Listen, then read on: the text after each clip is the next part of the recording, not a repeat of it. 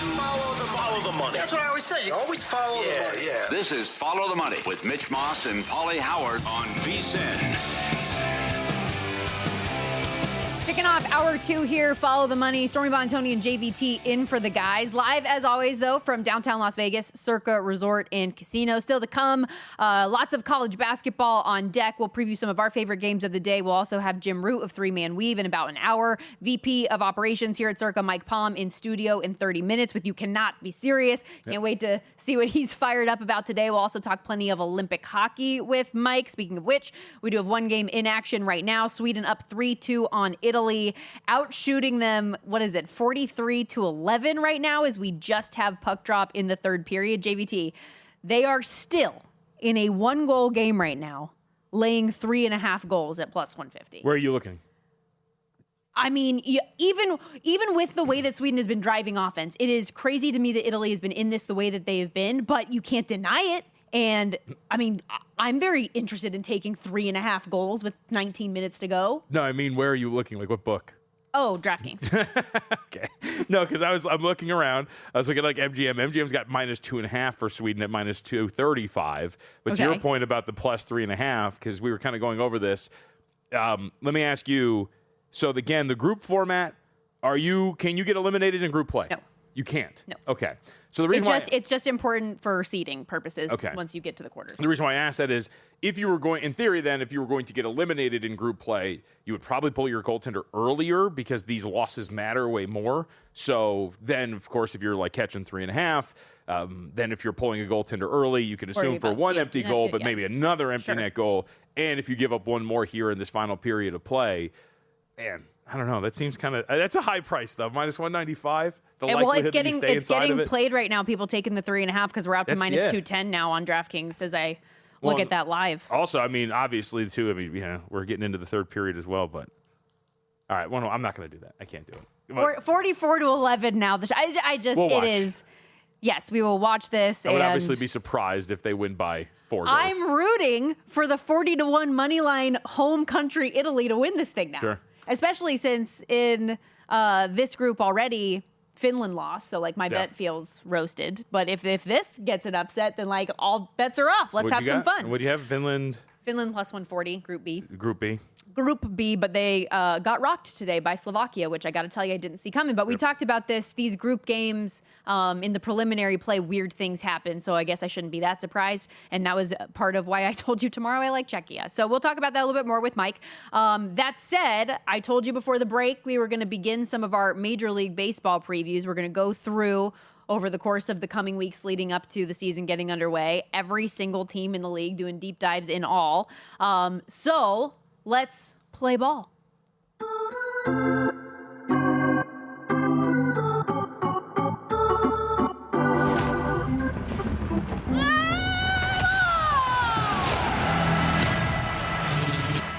What's your favorite kids baseball movie? Because that's the Sandlot play ball. That's it.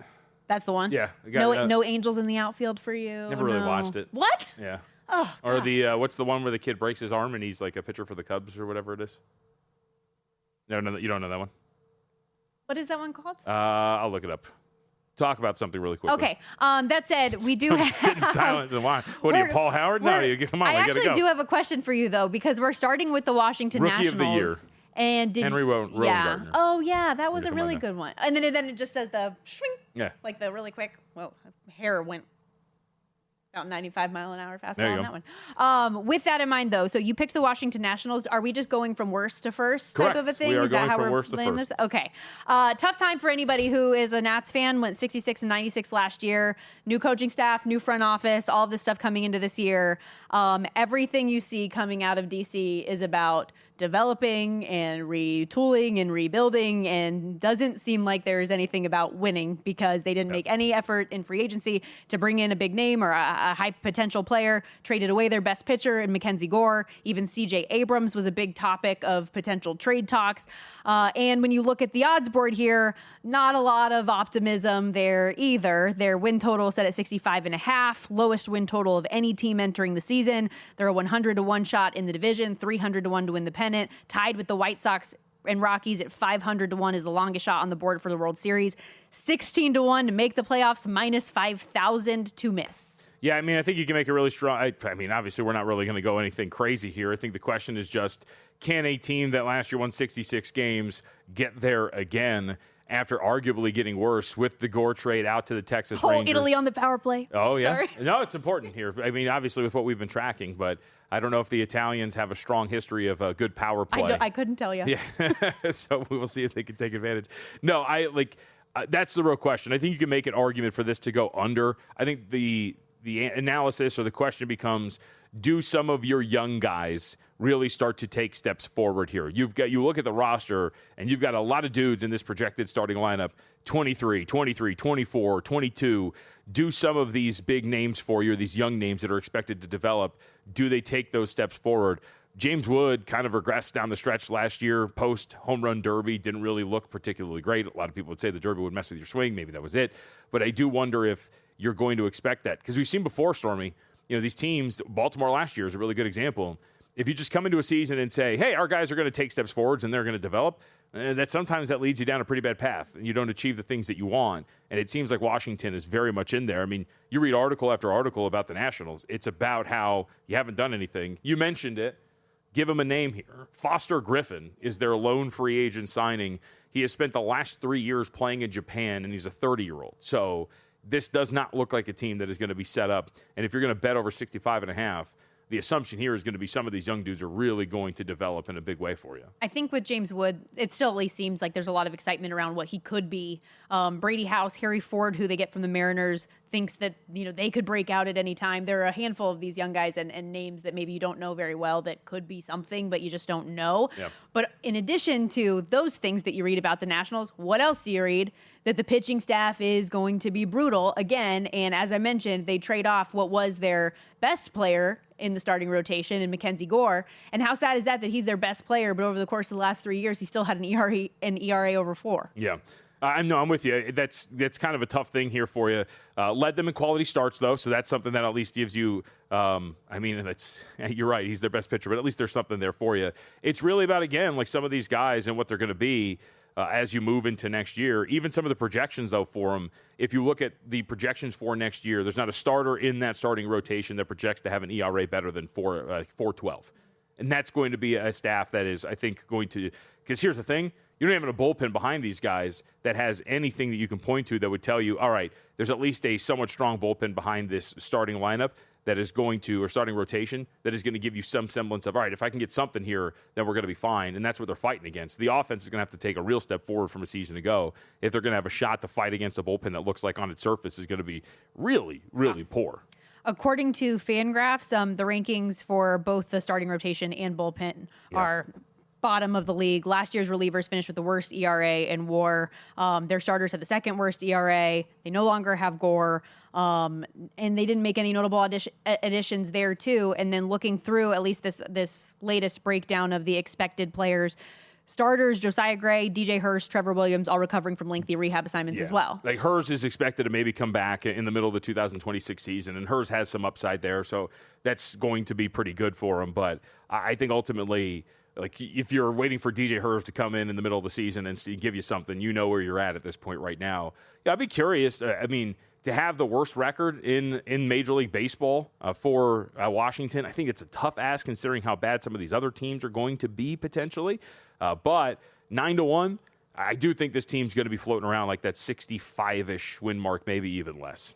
So do you look at any of these, longest losing streak of the season over under, longest win streak, like any of these just kind of like fun props in a way? Do you just want to look at the win total? Do you just look at the top of the division and see who between the, Mets, Phillies, and Braves you want to roll the dice on? Yeah, I mean, it's hard, I think, to project like longest losing streak in Major League Baseball, and that's for the season, correct? Yes. Just given, you don't know how injuries are going to pop up, what it's going to look like, so this far out, Odds I would say no. to have the worst record, that's what you're saying. So 9-1 Rockies. Yeah, 9-1 to have the worst record. The Rockies, though, are going to be. Oh, do we have a goaltender injury? Or what is this? Italy's going to be, or is their goaltender? Is that a penalty, or is that an injury? I don't know. No, that's an injury. Yeah, they're changing goaltenders in Italy right now. The Italians are changing goaltenders. No! No! Yeah. One of the backup, huh? That's going to be rough. Now what's this number? I would assume that the backup goaltender for Italy is slightly worse. Considering they've been getting peppered. Yes. It hasn't. Oh, we're down to 2.5. That they're -2.5, -140 on Sweden. How much? I need the clock to come back up. Are we below? Are we sub 13 minutes? I have no idea. You'd have to keep track of He's stretching it out. All right, we interrupt this goaltender coverage to say that under 65.5 would probably be my favorite play for the Washington Nationals here. Do you think though? I was surprised when I was like looking through the win totals that 65.5 was the like bottom of the barrel. Yeah, I mean, there's going to be some extremes, right? When you're talking about some teams falling out and not getting their win total that we expect, or at least the projection. So it does seem like a surprising number considering how bad some of the teams were last year, for sure. So 49 shots on goal for the Swedes. Yeah. 13 minutes, 40 seconds to go here down the stretch. We'll see what this looks like with the backup goaltender. My goodness. Man. I thought they were going to stay in. Well, you didn't even bet it, right? Or did No, I didn't, but I thought about it and am rooting for it still. You know, that's what I would like to see happen. I would like Italy. Oh! What is the oh? Sorry, you have to tell our audience. This is why I don't host live betting shows. That a really good save from the new Italian goaltender. So maybe he just need to like get a couple pucks in, get comfortable, see what happens. Oh man, they're going in on this guy. Okay, we got to step aside here on Follow the Money. Don't go anywhere. Keeping it rocking and rolling next here on VSiN, the Sports Betting Network.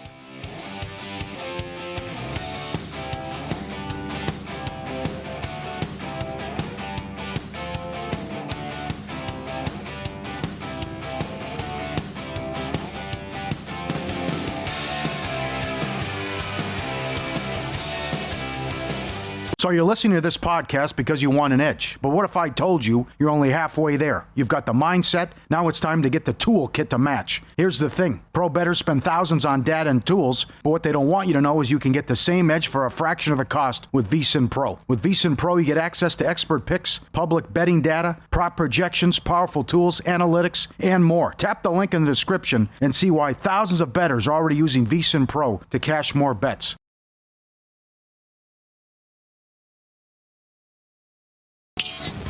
This is Follow the Money on VSiN. Back here on Follow the Money, live in downtown Las Vegas, Circa Resort and Casino. Stormy and JVT in for the guys. And so now that we had a little bit of time in commercial break to see what was going down with Sweden and Italy in this hockey game, Damian Clara, who was in net for the Italians, had been awesome, stopped 46 of 49 shots on goal, exited the game after stretching out for a save on Elias Pettersson. Okay. So David Fadani is in. He has been peppered to this point, but holding strong. It is still a 3-2 game. And again, the Italians were getting 5.5 goals at the start of this game. So the fact that they have played as well as they have against a Sweden team that many people had thought was very formidable to earn a medal in this thing, very, very cool for the home country here. And shout out Patrick Kelly. Yeah, go. That's what on I was the email. Yeah. Said he played Clara over 31.5 saves. Said the only concern was him getting pulled early. He has been tremendous. What a bet. Good job for you, Patrick. For real, nailed it. As he puts it, should have been more. Yes, you should have. He's been unbelievable. That's an incredible ticket that I had no thought in my mind. But like, you know what? I'm going to look at the Italian goaltender over saves today. No thought. This is just crazy. 53 to, I can't tell if I have bad vision, a 13 or a 15 right now on the shots on goal, but regardless, as a 15, ridiculous what we're seeing here. My problem is I can't see through plastic, or else I would tell you. Oh yeah, you have an unfortunate angle there. I told you when I was watching one of the women's games the other day at dinner, the TV at the location I was at had the subtitles. It just blocked that and would never come off. I brought this up before, I believe, before our audience and the Follow the Money audience is a little older. I'm just kidding. But going back and watching old games, not having the score on all the time with the clock is an insane concept to me that I cannot wrap my mind around. Yeah. No, I'm with you. Just always having that there, I just don't know what you would do ever. If you're just tuning into a game, you just have to wait for them to throw the scoreboard back up. No idea. That's why in radio, like the most important thing that a radio play-by-play person can do is audibly update you with the score and how much time is left. I'll always say I can't remember who had it, but I remember learning from a play-by-play person at one point that he would have an hourglass, and I don't know how long the hourglass was, but he would put it on. And so every time the hourglass emptied, he knew, all right, let me reset the score and then flip it and go again. So very important. On that note, we've mentioned a couple times how much good college basketball there is on deck. Let's get to some of those games, especially coming off of a night like last night, really the last couple days where we have had so many upsets. It kind of started with Kansas over Arizona and then flooded into yesterday with all these, even unranked teams upsetting top 15 teams. It was just chaos yesterday. And we have a handful of these nationally ranked teams in action again today, starting with the number 14 ranked Florida Gators. In Georgia, taking on the Bulldogs in SEC play. Florida opened a 7-point favorite. I think we're at 9.5 right now. Yeah. Total bet up a little bit here as well. Florida does have another big SEC game coming up against Kentucky on Saturday, but anything stand out to you in this one right off the top? Yeah, you do wonder. I don't think you would. Being on the road for a second straight game, given the way that the season kind of got a little disjointed for Florida, I don't think you're sleeping on any sort of or anything here against Georgia. I would assume that you're going to get the full effort because Georgia's been a pretty good team here, top 40 Ken Pom team, just snapped their own 3-game losing streak with a win over LSU. So I think you're going to get a full-throated effort here from the Gators. The question just becomes, how does that thing play out? And one of the things that has really plagued Georgia here in SEC play specifically and for the season, they have been an awful defensive rebounding team, Stormy. And for the year, they're 336 in the country in defensive rebounding rate. And in SEC play, opponents are grabbing 41.9% of their missed shots. That's an astronomical number for them. So now you look at Florida from a matchup standpoint. Well, how does that work out? Well, this is the second best offensive rebounding team in the country. So that's going to be something that really works in Florida's favor. And I think that ultimately could make the difference here. Gators have not shot the ball particularly well, shooting less than 30% from three for the season and in SEC play.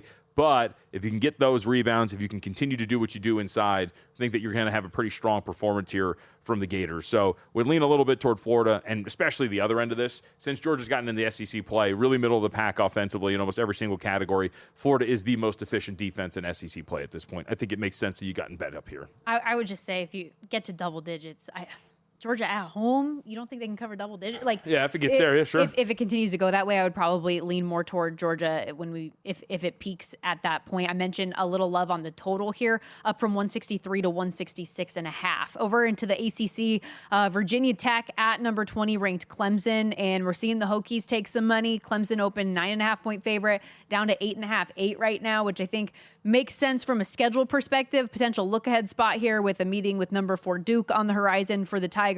Total 136.5, 137.5, depending on where you look in the market. Yeah, it could be. And Virginia Tech, it might be dangerous as well because not only do you look ahead to Duke, it's somewhat easy to overlook an opponent like Virginia Tech who's lost 3 out of their last 4, coming off of 2 straight losses. That is a tricky thing to not go, all right, we think we're going to be ready and prepared for this team. Let's just maybe start to look ahead. This is another somewhat lopsided matchup, also from the spread perspective, but also from a matchup standpoint.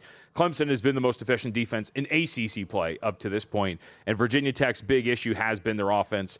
They're 10th best in terms of efficiency on offense against ACC opponents. They're not shooting the ball particularly well. I think the most troubling thing is their 2-point offense has really been non-existent for the most part against conference opponents.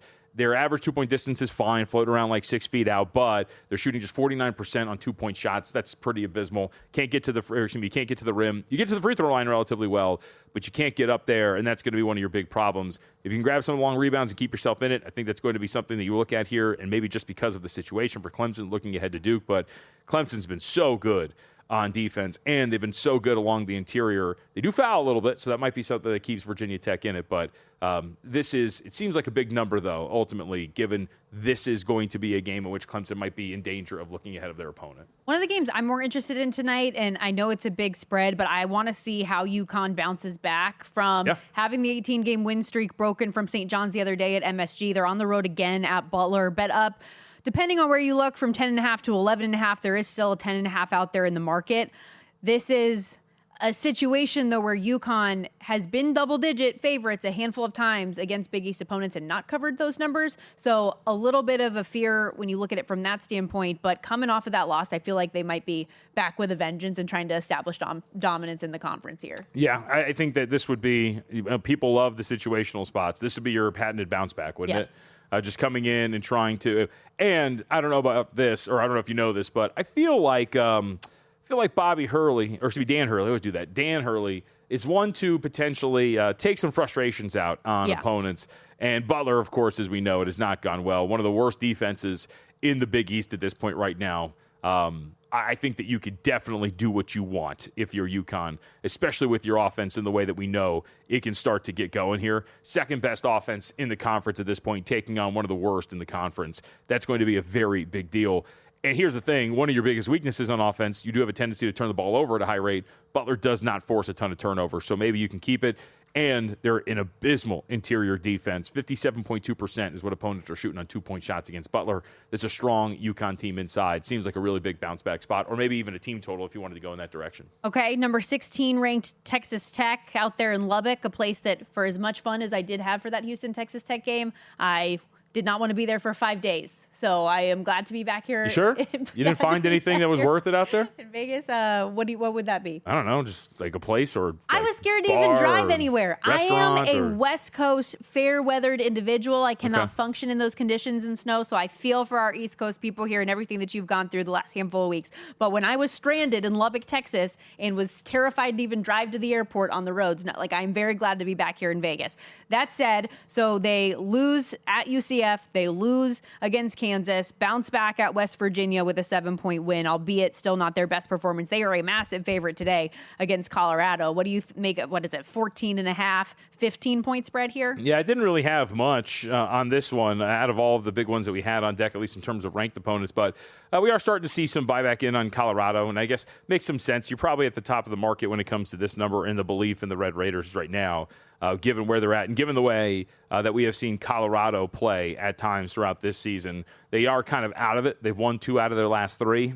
Arizona State and TCU, but look pretty bad at one point throughout this entire season, or throughout this conference play, and especially on defense. They've been pretty abysmal, and they have a bad fouling problem. I think they're about 14th in free throw rate defensively. So if you're going to give Texas Tech free opportunities at the basket and not turn away a really good rebounding team, which they're going to have some problems with, I think that might be something that works in Texas Tech's favor, obviously. Okay, if you are someone who took the 2.5 with Italy, you're sweating a little bit here. It is a 4-2 game. Sweden just scored once again. However, you took the 3.5. You're feeling a little bit more comfortable. You had to lay a hefty price for it. No, that was not the goal. Okay, sorry. It looks like it missed. They're just showing some highlight. I think the goal is coming up. Okay, there we go. I'm glad they showed a missed shot after the goal. But 4-2 right now, under 5 minutes to play. We'll see how this shakes out. And by the way, are you still paying full price for gas? There is no need with the free Upside app. You can actually earn cash back every time you fill up. Download Upside from the App Store or Google Play. Start earning today and use promo code NETWORK. That'll get you an extra 25 cents back per gallon on your first fill up. Drivers are saving $200 to $300 a year just by buying gas they already need it. It's simple. It's legit. You can cash out anytime to your bank account or e-gift cards. Download the free Upside app now. Promo code NETWORK for a limited time 25 cent per gallon bonus. Offers vary by user and location. Go to upside.com for terms and conditions. The maestro, Mike Palm, on with us for the next half hour. Coming up after a quick timeout.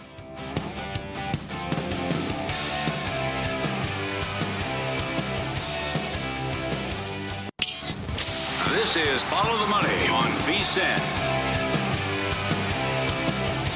No Mitch, no Paul, JVT, Stormy, Buonantony with you until next Wednesday. But a reminder for all of you, you can get ready to win a larger-than-life World Soccer Championship experience only at Circa Resort and Casino in Las Vegas. One lucky winner scores a 2-night stay at Circa, a VIP cabana for the games at Stadium Swim with $500 in credit, plus $250 in food and beverage. Arrive in style with a limo transportation and celebrate with cocktails at Legacy Club. Enter now and kick off the World Soccer Championship at Circa Resort and Casino. For giveaway details, go to circalasvegas.com. That is circalasvegas.com. Some would say the head honcho, the big cheese, Mike Palm is here in studio with us. How are you, sir? Hello, John. Hello, Stormy. How are you? Doing well. I was going to say for details, ask this guy. I'm a better host. It nearly makes me vomit that you have to say World Soccer Championship instead of World Cup. I mean, I guess people have gotten used to saying... Is that like a branding thing? Big game bash. You can't use Super Bowl. It's a trademark term. World Soccer Championship. Come on, it's World Cup. Yes. It's World Cup. See, well, that's great that we have you on so you can give the caveat. You can say that afterwards. Are you really excited for that, though? That's going to be an awesome week. The World Cup? Yeah. Well, it's nice that the games will be on during normal living hours here in North America, and you don't have games at 1 and 2 a.m. and 5 a.m. And we hope it drives a lot of summer visitation here. Obviously, Stadium Swim will be a great place to watch as well as in the book. You've been burning the candle at both ends. You sound a little sick. You feeling okay? Very ill. No, my children, they've rotated illness. Oh, my stepdaughter was sick last, Friday, Saturday, Sunday, Monday. Then my son was sick Monday, Tuesday when he just got done with his antibiotics. He was diagnosed with the flu. Ugh. The little girl had to be sick on her birthday Monday. She turned 4, but the fever started on Sunday. She's just getting out of it, and now it's my turn. So, exactly what it is every single time. It's a mystery illness all the way around. The disgusting part about daycare is the cacophony of phlegmy coughs that you hear in that petri dish that is a daycare center. Absolutely tremendous. We have real quickly 2 minutes to go here. Sweden scored again, so it's 5-2. Oh, so now the sweat is on. -4. Yeah, we were watching this in right before at the start of the third period. It was -3.5, -195. And so we were just tracking it out of curiosity because we were kind of doing the math. If you pull the goalie early, that seems like a really big number. They've been out shooting them like crazy, and then sure enough, here they are. I don't know how much you've been paying attention to this game, if at all, but Italy's starting goalie was freaking nails and then got hurt when on stretching out for a Pedersen goal. So he got pulled, and now the backup's in, and all the goals have been scored. Well, they put 60 shots on net, too. It's crazy. No. I know. That's what I'm saying. But their starter has just been ridiculous all day. That said, I was telling everybody on Money Moves yesterday when I approached you in the parking garage about Team USA women's hockey yesterday, and I said that I bet them in regulation and laid the puck line. You said she laid 2.5, and it was perfect. I've been saying this for 2 months, Stormy, that this team towers above Canada. And AJ Malesko made the comment when they scored the 5th goal. This game will now give them confidence they can beat Canada. They've beaten them across the North America now. Every game was 6-1, 5-1, They certainly have confidence. They're just that much better than Canada, who's that much better than everybody else. Now, you could have gotten Team USA women at -120, and then even before they started last week, -135, depending on where you look. 150 was the number in the market, too. Now they're -350. Yeah. Don't bet them -350. Wait till the gold medal game against Canada. They'll be 180. Right? It's nonsense. Do not bet. Just wait for the gold medal game. I would never lay 350. Outscored them, you mentioned the North America games, outscored them 29-7 now in those 5 combined games. Yeah, it's 24-7, and the closest game was 4-1. Yeah. So, I mean, how about Erin Frankel, the goalie she was 18-1 before they started for women's MVP in hockey. Oh, wow. Looking pretty good now. She's given up 1 goal so far. Is the Canadian injury long-term? The girl that was missing yesterday? She's day-to-day. Okay. And she's the captain. Well, how does this affect her wife? Who's also on the team. That's an interesting dynamic in women's sports as well. The emotional layer. You talk about that in the WNBA It's true, a lot. though. Yeah. It's true. They're very protective, and they have to go to the team their girlfriend's on and all that kind of stuff. And the Italians will cover the 3.5. Wow, so there look you at go. It comes through when all is said and done. Any other Olympic? I know you guys have been booking curling here. Any other Olympic games in particular that you have either bet or just have interest in during the winter portion? I have zero interest except for the hockey on both sides. I don't follow the curling. I used to follow the figure skating, but I mean that was when Katarina Witt. You're too young to remember Katarina Witt and Debbie Thomas and with the golden age of figures. I don't even follow that anymore. So it's just hockey for me, but I'm watching as much of it as I can. As I told you guys last week, that the Sweden women team would crush in that very weak Group B, and they did, dominating all the competition. So we'll see. They'll probably end up with the bronze medal on the women's side. But these are just some interesting. Yeah. Everybody makes it into the tournament on the men's side, right? Yeah. So it'll be interesting how coaches experiment with time. Maybe Cooper will start Bennington the first game just to see what he gets out of him, right? We had this whole conversation yesterday. I am very curious to see what he's going to do for Team Canada. You can bet which goalie from Team Canada will have the most minutes in net during the Olympics. That's a market out, not in Nevada, right? Yeah. But that's a market out there. The bet that I would make is Kemper. You can find Kemper at 8-1, but Thompson's a slight favorite, like plus 180, and then Bennington's like plus 250.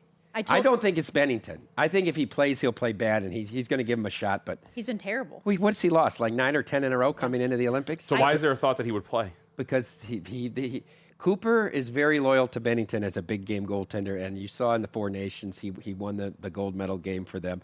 And what I heard is that he was promised a place on the team. He wasn't promised to play in that.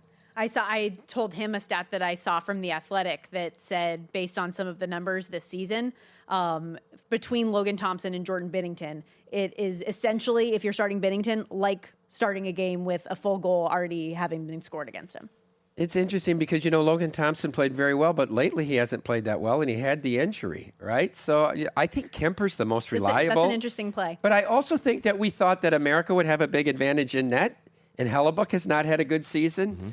Ottinger has not had a good season, right? You could probably argue Swayman's had the best season of the three, but I think the other two, Hellebuck will be in net to begin with, and then Ottinger number 2. But I don't know that it's that big of an advantage. If Canada doesn't win, it's because the goaltending let them. I think if America doesn't win gold, it's because they didn't score enough. Remember, Billy Guerin left 4 of the 5 top-scoring American-borns are not on this roster. So does this lead to Stormy's mentioned this, the Czech Republic being a little plucky tomorrow, plus 380 or thereabouts? Yeah, I'm interested to see how Dostal plays with a team that's defensive-minded. You watch these Czech, you watch the Junior Olympics and all that. The Czech program is very defensive-minded, and they've been very good in the juniors the last few times. This team will play a defensive style in front of Dostal, which the Ducks, I'm sorry, they've been very good this year, but they're not a defensive-minded team. How Dostal can do. Now, I think Sweden's better overall than the Czechs, and they have 3 good goaltenders. Sweden obviously got Markstrom behind Gus, and then you got Jesper Wallstedt as the third goalie here. I think Czech is the interesting wild card on the men's side. Yeah, I bet them plus 2.5 tomorrow against Canada. So we'll see. But just remember, this doesn't mean anything. It's just seeding. You get a bye. Yep. Right? Yep. So you can afford to spread this thing out and stay healthy. Well, and that's why we're talking about, too, how in some of these preliminary round games, like you can get weird results, like we see Slovakia this morning against Finland. But do you like any dark horses, longer shots? No, I really don't. Okay. But, I mean, some of these prices are outrageous, too. I mean, Sure. they're minus 3,200. We were talking about the group prices yesterday for A and C were just, you can't bet it. So in-game wise, Mike, with some of these games, when you get to the elimination stage, how early do they start pulling these guys then, knowing that there's no tomorrow for some of these? Is that something you're watching for? Well, especially if you're down 2 goals. I think you're going to see pulls at 5 and 6 minutes, and the kind of Patrick Waugh mentality who doesn't care what the final score is. He's just going to take a shot. We've seen him pull the goalie with 11 minutes to go in the NHL. I did want to ask you as well, coming off of the Super Bowl this past weekend, I know it was a profitable week specifically for Circa, the way things played out with Seattle, but for Nevada, with this being, the worst overall handle in a decade, that surprise you at all? Well, I don't know. We've got a lot of promotion of prediction markets going on here, and you see these outrageous numbers that they're booking, and you can bet anything. I because mean, it's not betting. There was more bet on what Bad Bunny's first song would be on Kalshi than was bet on the Super Bowl in the state of Nevada. Yeah. Think about that. And I one of our bigger players, I'm walking in Sunday morning, coming across the bridge, and I said to him, you've known him from the blackjack tournaments, I said to him, who do you need today? He said the first song of Big Bunny. And I thought he was joking. Did he get He hit TT it. Meat? Yeah, and then I heard from Derek. He sent it to Derek. It's all inside info, of course. But he had made a 6-figure wager on it that he won. But obviously having inside info, so that's part of it. The matchup was not inspiring. No. We said the game didn't have any juice. I mean, we didn't really start getting busy here till Saturday afternoon, and it was good. I mean, Saturday through Sunday night was good. Monday was a little soft. So, but for us. Our right was down about 8% when you go across all 6 states. So, but the result, we were very lucky. We were very lucky with the position we had with the Seahawks future that we took the hedge here. Yes. Then somebody that wanted to bet $1 million on Seattle money line, the price was 2 cents off, and he demanded we move it back. We wouldn't. And then another big player of ours came and hedged his Seattle position, which he didn't have with us, with $1 million bet right before the game on New England money line again. So it was a miracle result for us. Yeah, when we had Derek on, he said that, hey, we're expecting a big bet. Jeff Benson comes on, says, we didn't get it. They didn't want the price on Seattle, went elsewhere. And then ultimately getting that Patriots bet was the lifesaver. Okay, we got to step aside. Cannot wait to see what you are fired up about today. And you cannot be serious. Next.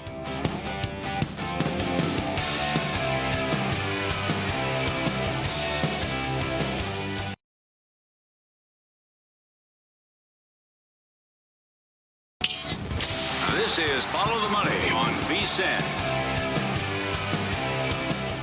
JVT, Stormy, Buonantony with you here today on Follow the Money in place of Mitch and Paul. But just because we are filling in does not mean things change when the big guy Mike Palm is in studio. So let's get to it. You can't be serious, man. You cannot be serious. Yeah, with John McEnroe bringing us in. Let's start in the world of tennis.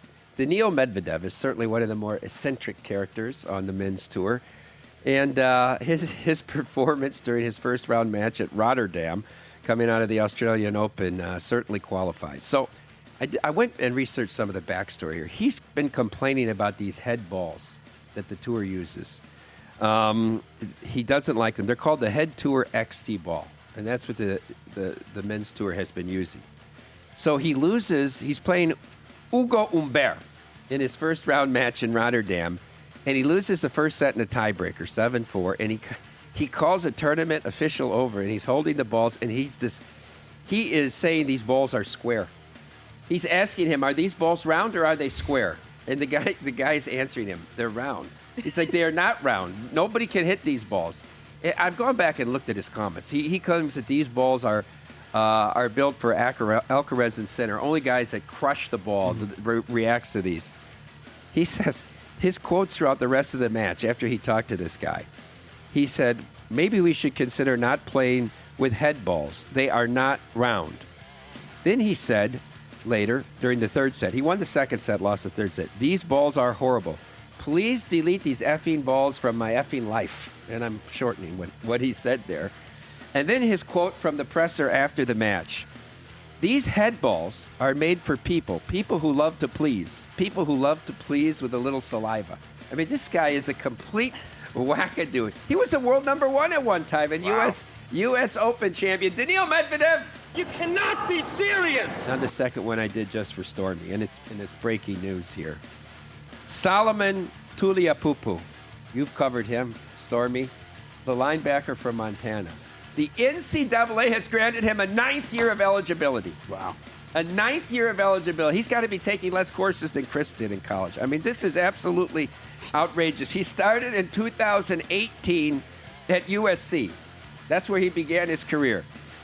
But he had a foot injury in 18, didn't play in 19, then had a knee injury in 20, didn't play. His first year of actually on the field was his redshirt senior season at USC in 2022, where he played all 14 games. Then he was injured again in 23. Then his last year at USC, he played 7 games before an illness ended his season. Then he transferred to Montana, where he started all the games last year and has now applied for a 9th year of eligibility, which was granted. He's 26 years old and will be playing for Montana again this fall. You know, if he'd have known this, he could have become like a heart and lung transplant surgeon. If he'd have known he'd have been in school. I mean, you know you're going to be in school for 9 years. You could have done great things. NCAA! You cannot be serious! And then I have to have one from the Super Bowl. I have thought about this for hours. What could Mike Vrabel be thinking to try to kick the extra point down 19-0? I can't think of a mathematical solution to this. It's incredible. They hadn't even been in the red zone all day. You're down 19-0. You got a lucky 2-play drive. Who cares if you're down 13 or 12? It doesn't make any sense to me. How many chances did you think you were going to get against Seattle again?